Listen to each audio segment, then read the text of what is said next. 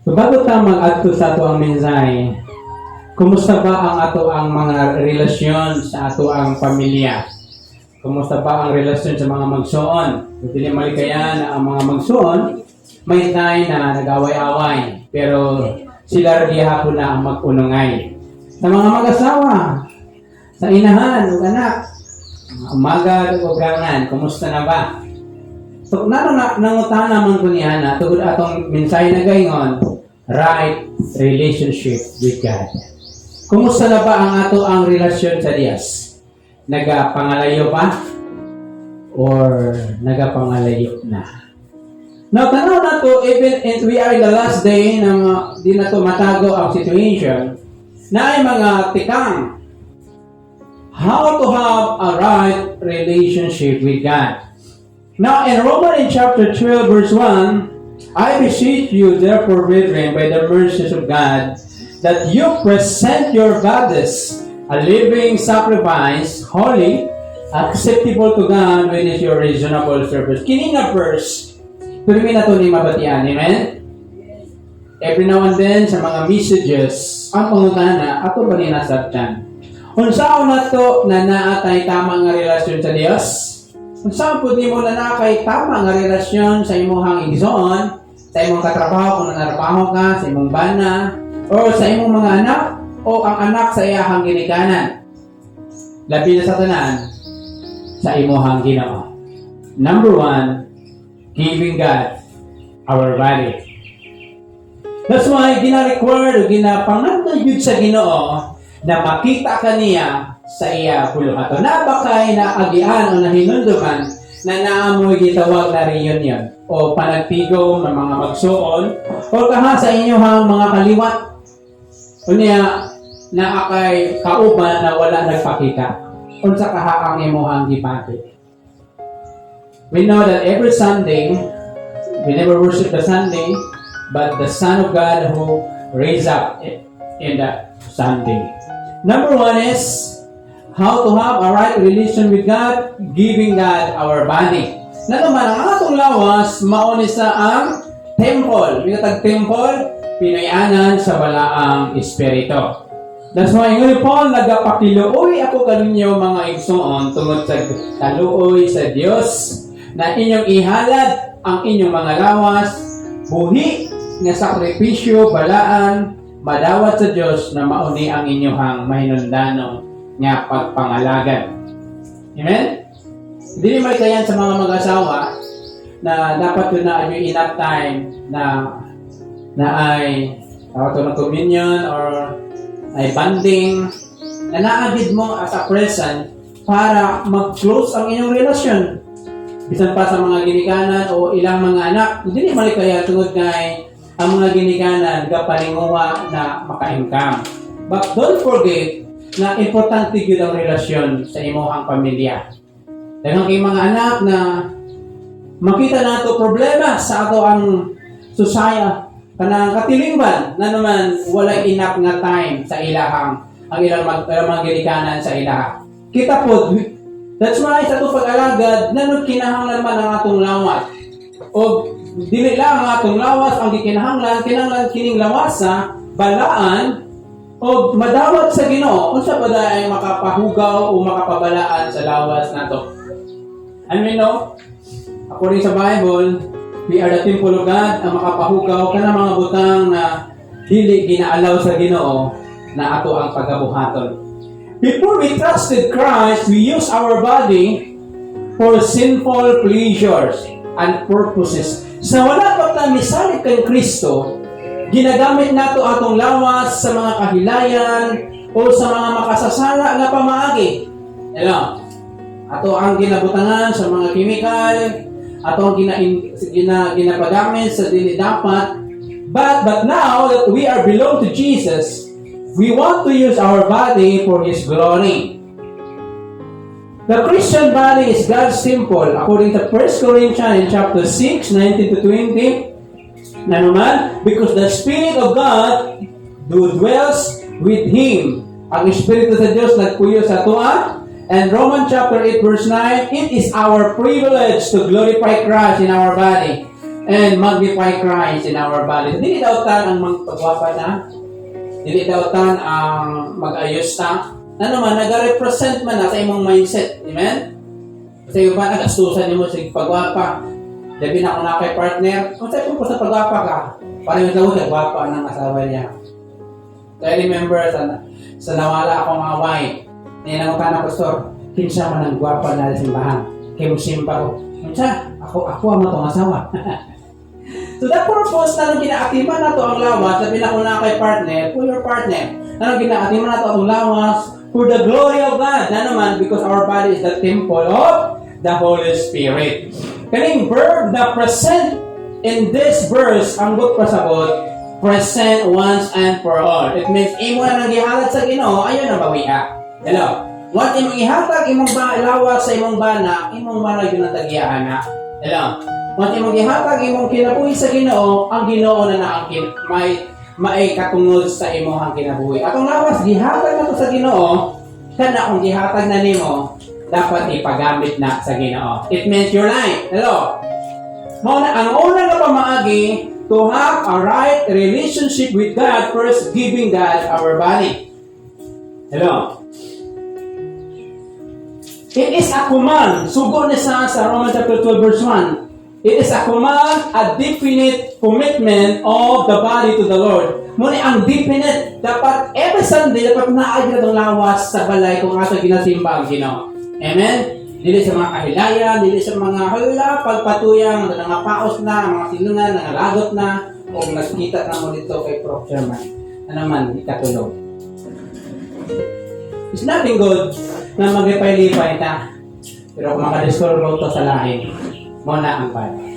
Now, ang atong himaon, because kumani sa suko sa tuwa to giving our body, it means we must to commit it to the Lord. That a bride and a groom and their wedding service commit themselves to each other. It is once and for all. So, kung ang tag-iya si Marawat, imo ng bana, imo rin yung bana. Ang atong lawas, ang tag-iya, kag-ihatag nimo sa Ginoo, ang Ginoo na dito tag-iya, anak. That's why ipagamit na para sa Ginoo. Nagpagwapa ka for the glory of God. Para makita po nila na maayo ang Ginoo, di ba? Simple naman ang manulay, di ba? Hindi ba kung mag-mixtape? Wala pang mixtape. Dito mali kayo na may mga feedback, pero para sa mga kasing-kasing, ginahimo na ko ni kayo, I am the child of God. I representing the King of Kings. Hindi pwede na, pasanda di mo kagaling yun. Di ba? I remember, pagdaran ako na, kung naapa ko sa bukid, kakaputi ako ka, no? Kung now, nasabta na ako, dapat I must pamper akong kagalingon kay anak ko sa Ginoo. Amen? Tagdain ako na ay ilusinos ng pagwapa sinanilain, ha? Pagsatarang diya, nagpagapa ko para sa inyo mga di ba? Napagagin na masuko yung partner naging pagwapa. Kung Kristohanan ka, first, para na sa Ginoo. Hello? A commitment that determine what they do with their bodies. So, in the Bible, I beseech you therefore, brethren, na nagahangya si Paul sa mga Corinthians na ilang ihalad ang ilang mga lawas. Muna ginaingon, I remember when I was nag-eskwela ko sa high school, muna ingon na present your body but mentally absent. Tananaw ka sa eskwelahan, nag-eskwela ka, na imong lawas, di ba? Kung nanahuna niyo, unsa kasulaan sa balay, no? Ani magtuko niya, tagi po ka na simba, na imong lawas diha, kung nanahuna niyo, may pamugawas ko, no? Nabi, ito sa lawas, nanarabaho ko. Naay maghigala si Pedro si Juan. Pag-agi ni Juan, nakita na si Pedro na masol. Ingon ni Juan kay Pedro, Pedro, simba ta.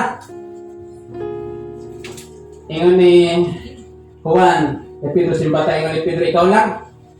So, nag-adto si Juan sa simbahan. Samtang nagawa niya ang pastor, hunahuna si Juan, daghan nagkuha si Pedro karon, no? Sus kalamion ta ko lami kito sugpaon ba na pagulion niya. Og samtang nagapamasol si Pedro, dami kahangin ang pagkahig sa simbahan, no? So naapa ko dito, klaro kit ma-bless ko. So sana. Hello. It means sa pag-alawad sa Ginoo, sa tamang relasyon, dapat ang body composed na sa ato ang gitawag nato na kalag og espiritu. So we must to present our body para sa Ginoo. Amen? Maunis ang gitawag na it is your reasonable service. Kung gusto kang tama nga relasyon sa Dios, ipagamit imong lawas para sa Ginoo. Amen? Number 2, and verse 2, and first passage, and do not conform to this world, but be transformed by the renewing of your mind. How to have a right relation with God?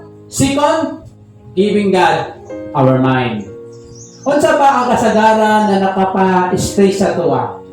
Unsa pa kasagaran ang nakapahimog anxiety sa tuwa? Tungod kay ang anxiety, tulo na ang mahimong resulta ana. It means pag nakay anxiety, number 1, dili it is a mental problem, dili mapahimutang imong nahuna, sobra pa sa kabalaka. Ikaduha, gusto nimo mag-inusara. Kung naa ka iniana situation, you have anxiety. Ikatulo, hopeless. So, in order to have relationship with God, ang atong hunahuna mo sa Bible, do not be conformed to the world. Unsa pa nabot pasabot, adi ko kumugamit og cellphone, pastor, kay ginagamit mo na sa kalibutan. Adi ko mugamit og gadget, di ko magamit og TV. So, ang ginapo sa pasabot ni do not be conformed to the world, ang mindset. Unsa ba ang mindset sa kalibutan? Kaon, tulog, inom, lipay-lipay. Gitawag na to is nag-circle lang na ilang kalipay. Pero mga anak ka sa Ginoo, kung naatay tama nga relasyon sa Ginoo as He promised in Romans chapter 8, na ingon sa verse 32, dili wala nagihikaw ang tanang butang, giihatag usab niya kauban ang Ginoong Jesucristo. Amen? Number 2, giving God our body. The world wants to control our mind. That's why kung makita nato na mga bata na nag-acting sila nga indifferent, tungod kay unsa ilang makita, mauna ang maga-play sa ilang mga mind. Gusto sa kalibutan i-control nga itong mind. Pinaagi sa ato ang makita sa television or sa ato ang mga cellphone. But God wants to transform your mind. Ephesians chapter 4, 17 to 24. The word transform is the same as transfigure. So, kining gitawag nato na transform, ang gut pasabot, pareho sa pulong na transfigure. At makita, Matthew in chapter 17, verse 2. Kato nagkita si Peter, James and John dito sa bukid, din si Jesus. Nakauban niya si Elijah and Moises, nag-change ang ilahang image. That's why to transform our mind para naatay tama nga relasyon sa Ginoo. It has come in our English language as the word metamorphosis. Metamorphosis. Metamorphosis. Kinsa nakakita na kanang ulod, then in the process of time nahimong beautiful butterfly. Dapat imayang ang atong mind. Kung negative ang atong mind, hindi kita magkapatug tama ang relasyon sa Ginoo. Ano man, i-question man nimo siya. Pero kung tama nga itong una-una, wala kailangang himuon, imong himayaon ng Diyos. Yan ang resulta is we speak good things comes to us. It's very impossible na ang atong mind negative o mahimong positive ang ato ang kinabuhi. Mostly, once ang atong mind naging positive, ang atong kinabuhi maging positive. So, importante kayo mga igsoon, to have right relationship with God, i-check nimo ang imong mind. So, unsa ka nato isa? Ang gitawag nato na metamorphosis is describe a change from within. Dili siya sa gawas, kundi na ay changes sa ato ang kinusuluran para sa atong kinabuhi. The world want to change your mind, pressure from without, but the Holy Spirit changes your mind by releasing power from within. So, ang kalibutan, gusto niya baguhon ang imong mind. Pinaagi sa imong makita, mabatian. Pero ang Word of God, ang pulong sa Ginoo, ang Diyos, gusto niya baguhon ang naa sa imong sulod. Na naman, once ang imong mind positive, ang imong pag-approach sa kinabuhi positive. Bisan pag naa ka sa kawala doon, bisan pag wala kay budget sa pagkakaroon, bisan pag wala kay income pagkakaroon, bisan pag wala kay kwarta pagkakaroon, pero pag wala sa imong mind positive, nag-hope ka gihapon na God will provide. Then, makaingon ka, Lord, kamaayo yun nimo. Diyan mo masukod kung na ba kay tama ang relasyon sa Ginoo. Because when your mind negative, your words is negative. Manaingon sa Proverbs 23 verse 7, kung unsa man siya, sa iyang gipanulti, mauna siya. So, matitik nimo kung unsa imong mind, kaya kung mag-istorya ka, muagi yun na si mong mind, then mo gawa si mong baba. Hello? Mapalaan mo na kung naakay tama nga relasyon sa imong partner, sa imong ginikanan, sa imong mga igsoon, kung tama ang ginapanulti nimo batok sa ilaha. Hello? Once na gani, again sa ilaha ang imong ginapanulti, imo na imong mind, so wala mo'y tama nga relasyon. Agya ba na ito na sa? Mao na ang Ginoo. That's why, atong puno ng atong una-huna, muna ingon sa Philippians chapter 4 verse 9 to 10. Unsa man ang mga una-huna na dapat nato ipuno ang mga tama, dungganon, o mga butang na tinuod. And the only truth is the Bible. Amen? If God controls your thinking, you are a transformer. Pag ginakontrol sa Ginoo ang imong mind, matingala lang ka, you have a positive impact sa imong silingan, sa imong mamit matag-alaw. Kaya bisan makita nila na negative imong situation, pero imong panulti positive. Tungod ngay, di-transform sa Ginoo ang imong mind. Hello? Di na mo makita kung naaba kay tama nga relasyon sa Ginoo. Pag tama ang imong unahuna toward sa Ginoo. Pag maabot ka gani ng negative na yung paglantaw sa Ginoo, pag maabot ka sa punto na imo na sa episyo ng Ginoo, mga igsoon, dito makita na dili na tama imong relasyon sa iya. Ano man, ang makapabuntog sa yawa ka ng mga Kristohano na naitama ang relasyon sa Ginoo. Hello? That is our mind. God transform our mind and make us spiritually minded by using His Word. I-transform sa Ginoo ang atong manahuna aron mahimot ang spiritually minded. Unsa man ang spiritually minded? Kanang naakay kahinawa. Ay simba man dai karon muadto ko dito. Ay naaman dai simbalay. So spiritually minded ang imong manahuna, then God will provide your financial need. So kailangan nato ipa-transform sa Ginoo ang atong mga mind by using His Word. So, very important yun na naadyo kay enough time. Na pastor, harap akong mata, nakakay cellphone, ayag kayo na di kayo maklaro.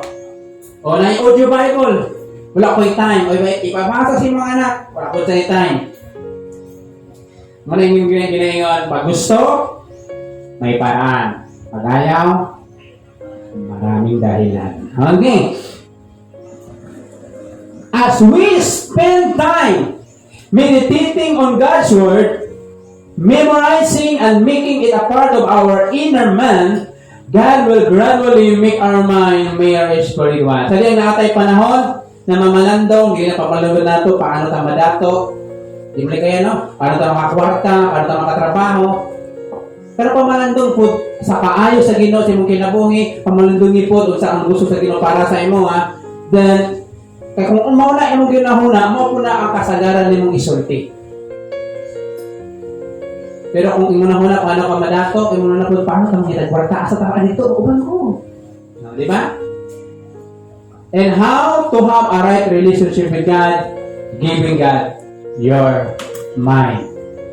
Kung saan man paghatod sa ginatong mind, pulmakin sa mga positibong mga pangunahuna. Kaya kung unsa man ang imong ginapanulti, gikan ka na sa imong hunahuna. And verse 2 in chapter 12, that you may prove what is the good and acceptable perfect will of God. Ikatulo, how to have a right relationship with God, giving God our will. Your mind controls your body. Tama ba? Ang imong mind naka-control sa imong body, but your will controls your mind. Hello? Isa daw, ang imong mind naka-control sa body. Kanang no time na imong lawas, gutumo na, imong na mag-ingon, kalma lang, matay bugas. So diha po lang imong mga huna na magkuan kanang manipa ka imong will magingon ayaw na kay mapabarangay ka. Hello. Many people think they control their will by the power, but usually it is only when we yield to the will of God that His power can take over and give us the power that we need to be victorious. Christian.